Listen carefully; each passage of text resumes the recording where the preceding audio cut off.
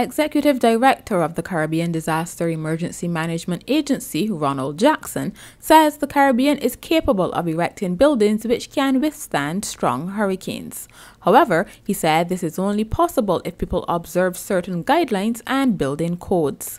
Mr. Jackson was speaking on Thursday during a press conference to give an update on relief efforts in a number of Caribbean islands following Hurricane Irma. In the case of Barbados, I would say that the estimate of 95% was low. I would put it at 99%.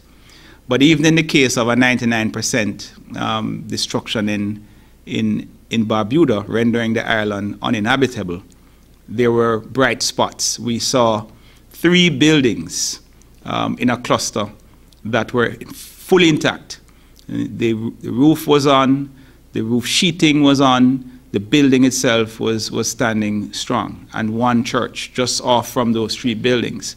And what it said to me certainly was that the Caribbean has the capabilities to build to withstand a Category 5 hurricane, only if we recognize the importance of the building code, the standards that need to be applied, the approaches to fastening roof to the uprights.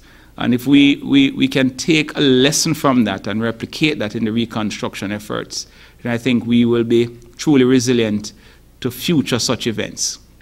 We observe similar patterns in the BVI, where a number of houses had their roof intact. In fact, one government individual said to me that every house that her brother designed, the roof stayed on.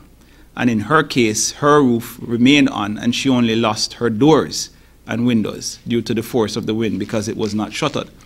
But it's easier to replace doors and potentially windows.